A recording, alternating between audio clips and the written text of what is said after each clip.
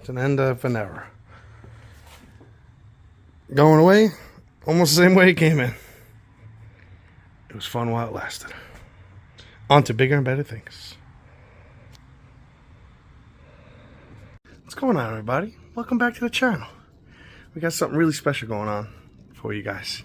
So let me flip the camera on and show you what's going on.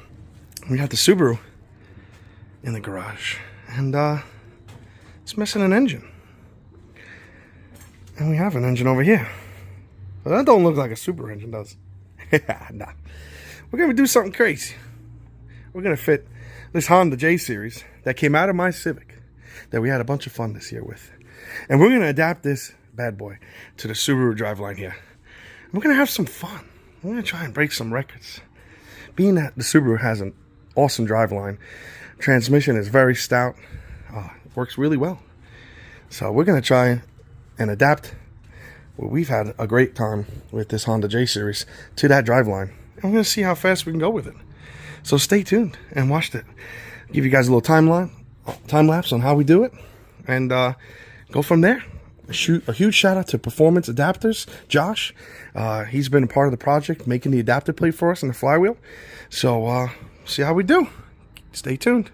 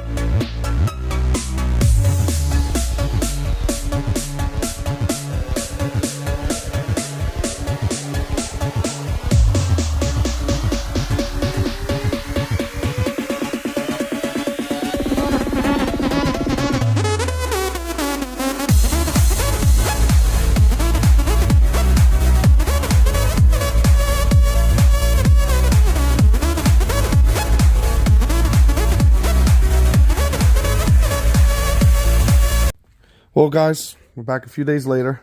I just want to go over the things that we have figured out and found out so far. So the first thing we figured out, we definitely needed to drop the subframe a little bit. I had these billet spacers that I had picked up, which were an inch spacing. So we lowered the subframe down an inch. As you can see, we had to notch out this center area here, which I'm going to massage a little further down. So the bottom transmission bolts here on the J series, they protrude, they protrude down a little lower. So with them sticking down here, it kind of keeps the engine higher than I'd like it. So I'm going to massage that. The adapter plate fit perfectly. Going to also massage the bottom of the adapter plate because it give a little bit more clearance for us for under the hood. We were able to close the hood without the manifold. With the manifold, it just touched a little bit here on the hood where you can see it right there, which is something we could fix right over here. Something we could fix by just, cutting out some of the grating on the hood. But we're going to massage a couple things here and there, and keep you guys posted on how it fits. It looks pretty good. Looks pretty good. I love the way it looks in there. So being that we dropped the subframe down, we are going to have to extend the steering shaft an inch, obviously the same length that we dropped it down, so we can obviously fit still. I believe I'm going to have to relocate my oil filter. Basically, it's probably going to be aiming right at the radiator right here, so I'm going to see how that fits once it's completely sitting inside here. Power steering is going. Obviously, it's in the way. I'm not going to use it anymore, so a couple other things that we're going to be doing here. Well, guys, we've made some great progress. The engine is basically sitting in the position it's going to be in. Once I go over to my other shop and get mounts made, I'm just going to obviously level it out exactly where it needs to be. But for the most part, it fits. And that's what we're going to be looking at right there. Can't even tell. So we got that squared away. The height is good. Still working on extending the steering shaft, which I'm going to be doing right now. So that way I can steer the car, because obviously dropping the subframe an inch, we've got to extend that an inch. Also, I deleted my power steering for now. Maybe one day I'll come back and re-add it in. But the easy and quick way right now is going to be to just loop the line, which is what I did. And yeah, so this is where we're at so far. Next step is going to be fabricating the turbo kit up again, which placement's going to be somewhere in this area right here. I did order a billet, oil filter, delete, remote location kit. So that way, as you can see, the oil filter is going to be kind of very in the way of any kind of radiator situation over here. So I ordered that. That's on the way. Then once it's mounted and the turbo kit's done, I'll be doing the fuel system, the cooling system, and obviously the oil filter relocation system. And should be getting really close to getting started, guys. So anyway, stay tuned. I'll show you the next update as we get there. All right, guys, some more progress. Got the turbo pretty much fitted where it's going to be sitting. Manifold's got the 90 welded on.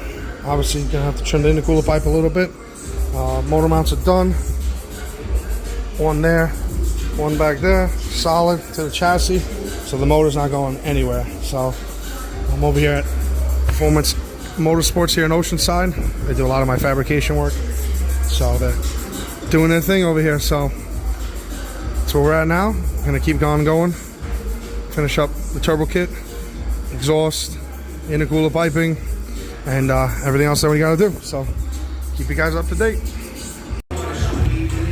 Alright, guys, here's the final update. Basically, all the fab work is done, turbo kit is done, radiator is done, intercooler piping, motor mounts, everything is done. So our next step is now going to be obviously plumbing, fuel system, cooling pipe, cooling hoses. Need to still relocate my oil filter, and then wiring, which is relatively plug and play over here. So anyway, that's where we are for now. I'll get you guys back when looking to start up. All right, guys, this should be pretty much the final update before we hear this thing running. We got all the plumbing done, fuel system lines done, oil filter remote kit done. The turbo kit is pretty much in place for its final time. The engine is permanently mounted in the car at this point. So we got all the extra harness stuff. So it's gonna be my coolant pressure. We added fuel pressure to the computer. We also added oil pressure to the computer remotely, obviously. So we just have to make a couple lines. We added a different map sensor to my car now. So like I said, just had to add a couple wires here and there. We're just finishing up on the inside of the car, and we should be running really soon. So next time you guys hear it, you should hear it running. See you then. All right, we're powered up, testing, going through our tests. The wiring's done, testing the throttle body, and we're setting all the parameters for stuff. Next thing we'll be firing up. Let's see what we got.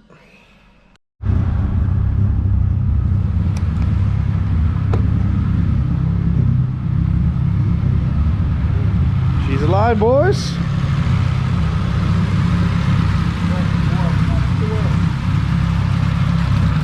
Swap Subaru, first startup. Let's go.